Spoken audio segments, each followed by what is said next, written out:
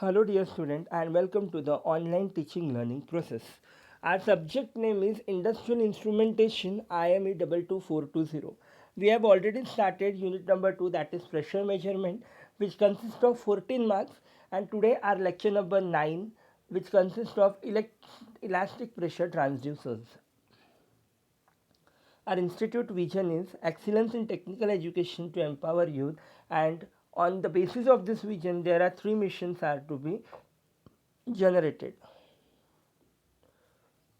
Electrical departmental vision is to develop professional electrical engineers ready to face the challenges in the global environment, and the mission is develop technically strong and professional engineers to meet industry needs. Second mission is develop ethical values, discipline and teamwork and leadership qualities in students. And third is develop students to enhance employability. There are three POs, that is program educational outcomes, and on the basis of that there are again 7 POs. Our course outcomes are student will be able to maintain different types of pressure transducers, and learning outcomes are student will be able to maintain different type of transducers used for measurement of various parameters. So now we will going to learn about what are the elastic pressure transducers. There are 4 type of electric pressure transducers: Bourdon tube, bellows, diaphragm and capsule. In the previous lecture we have learned about what is the Bourdon tube, what is its working, how to measure the pressure by using Bourdon tube, and how to measure a pressure by using bellows. In the today's lecture we are going to learn about how to measure the pressure by using diaphragm and by using a capsules. So we are going to start up from the diaphragm first of all. This is the construction diagram of diaphragm. अगर ये आप diaphragm में देखोगे तो आपको ऐसा एक well sort of दिख रहा है. नीचे से देखो डायग्राम गेज, जहाँ से आप प्रेशर को इंसर्ट करोगे, चूँकि ओपन एंड है. हमने देखा है दो एंड्स होते हैं, एक ओपन एंड एक फिक्स एंड होता है. तो जो ओपन एंड होता है वो ओपन एंड से आप प्रेशर उसमें इंसर्ट करते हो, और फिक्स एंड पर आप पॉइंटर को अटैच करते हो, जो कि डिस्प्लेसमेंट के कारण पॉइंटर आपका मोशन में आता है. सिमिलरली यहाँ पर भी वही चीज़ है. नीचे से आप जो है प्रेशर को इंसर्ट करोगे, बीच में देखो एक थिन वायर दिया है जो कि डायफ्राम जिसे आप कहते हो, जो वो है डायफ्राम. और उसके ऊपर सेंटर में आप देखिए लीड स्प्रिंग है, और लीड स्प्रिंग पॉइंटर मैकेनिज्म को अटैच्ड है. अब इसका वर्किंग अगर आप देखोगे तो वर्किंग बहुत सिंपल है इसका. सबसे पहले आप जो ओपन एंड है डायफ्राम गेज P1, वहाँ से आप लोग प्रेशर देना स्टार्ट करोगे. वहाँ से जैसे ही आप लोग प्रेशर को इंसर्ट करोगे तो जो डायफ्राम है वो डायफ्राम वहाँ थोड़ा सा मोशन में आएगा, डिस्प्लेसमेंट दिखाएगा, क्योंकि प्रेशर है तो प्रेशर के कारण वो थोड़ा डिस्प्लेसमेंट दिखाएगा. अब वो जब थोड़ा सा डिस्प्लेसमेंट दिखाएगा तो उसके ऊपर जो चीज़ें लगी है स्प्रिंग और पॉइंटर मैकेनिज्म, वो स्प्रिंग भी एक्ट करेगा. वो स्प्रिंग भी थोड़ा सा डिस्प्लेस्ड होगा, मोशन में आएगा, और जब स्प्रिंग डिस्प्लेसमेंट दिखाएगा, मोशन में आएगा, उसके कारण जो पॉइंटर है वो पॉइंटर आपका एक्शन में आएगा, और पॉइंटर आपको क्या दिखाएगा, डिस्प्लेसमेंट दिखाएगा. तो इससे ये पता लगेगा कि कितना प्रेशर वहाँ लगा है या कितना प्रेशर वहाँ मिला है. तो इस तरीके से आपको डायफ्राम जो है आपका वर्क करता है. तो यहाँ वर्किंग मैकेनिज्म भी दिया है. A diaphragm pressure transducer is use for low pressure measurement. आपको लो प्रेशर मेजरमेंट के लिए आप लोग डायफ्राम का यूज़ करते हो. They are commercially available in the 2 types, metallic and non metallic. 2 types के होते हैं, metallic and non metallic. Metallic diaphragms are known to have good spring characteristics. Metallic diaphragm में स्प्रिंग कैरेक्टरिस्टिक्स काफ़ी अच्छे हैं. And non metallic types does not have no elastic characteristic. Elastic characteristics नहीं है.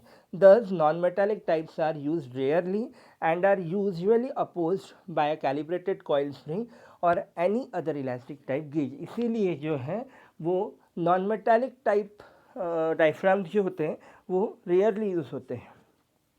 और जो नॉन मेटालिक टाइप डायफ्राम्स होते हैं उसे आप लोग स्लैग डायफ्राम भी कह सकते हो. डायग्राम आपको दी गई है, आपने अभी देखी. When a force acts against a thin stretch diaphragm, it causes a deflection of diaphragm with its center deflecting it most.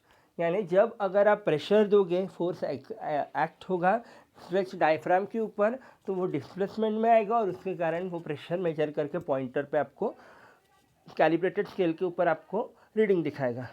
Now we are going to talk about the capsules. अब capsules क्या होते हैं वो हम देखेंगे. Capsules is nothing but a type of a diaphragm only. अब इसमें क्या होता है कि 2 या 3 डायफ्राम्स को मिलाकर एक कैप्सूल बनाया जाता है. Once again I am telling, 2 या 3 डायफ्राम्स को कनेक्ट करके कैप्सूल बनाया जाता है. Working is same. अब यहाँ जो दिख रहा है, यह 3 डायफ्राम्स को मिलाकर यहाँ एक कैप्सूल बनाया है. फिर से यहाँ एक फ्री एंड और एक फिक्स्ड एंड दिख रहा है. फ्री एंड का मतलब आप फ्री एंड से प्रेशर को आप रिलीज़ करोगे. तो ऊपर आपको फ्री एंड दिख रहा है, वहाँ से आप क्या करोगे, प्रेशर डालोगे. जैसे ही प्रेशर डालेंगे तो ये कैप्सूल का डायफ्राम का जो सेंटर है, वो डायफ्राम के सेंटर पे क्या होगा, डिस्प्लेसमेंट होगा. अब जो सेकेंड डायफ्राम है वो डिस्प्लेसमेंट होने के बाद वहाँ क्या करेगा, वो जो पॉइंटर या फिर और कोई स्प्रिंग को अगर कनेक्ट होगा तो वहाँ डिस्प्लेसमेंट होगा. और जो प्रेशर वहाँ कलेक्ट हुआ है वो प्रेशर वो कहाँ दिखाएगा, पॉइंटर के थ्रू कैलिब्रेटेड स्केल के ऊपर दिखाएगा. So this is the working of capsules. अब यहाँ वर्किंग दिया है. The sensing element of a capsule pressure gauge consist of 2 corrugated diaphragms welded together at their periphery to form a capsule.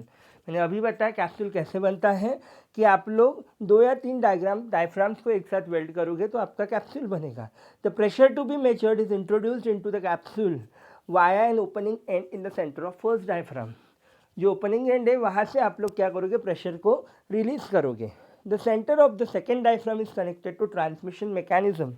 जो second diaphragm है वो कहाँ connected है, transmission mechanism. Transmission mechanism का मतलब स्प्रिंग, पॉइंटर, ये हो गया आपका transmission mechanism. So that the deflection of measuring element can be transmitted to the pointer. क्यों, इससे क्या होगा, जो डिफ्लेक्शन है वो डिफ्लेक्शन कहा जाएगा पॉइंटर को, और पॉइंटर कैलिब्रेटेड स्केल के ऊपर क्या दिखाएगा, रीडिंग दिखाएगा कि कितना प्रेशर हुआ है. When the pressure rises inside the capsule, both diaphragms will get slightly deformed. By making use of 2 diaphragms, the total deflection of measuring element is twice as large. Now, ये आपको diagram तो यहाँ दिखाई दी गई है. तो ये हो गया आपका कैप्सूल का वर्किंग. तो ये डायफ्राम और कैप्सूल ये दोनों टाइप के आपने वर्किंग यहाँ देखे. तो डायफ्राम का मतलब, so I am going to summarise today's lecture. Today we have completed the elastic type pressure transducer. जो 4 थे, Bourdon tube, bellows, diaphragm and capsule.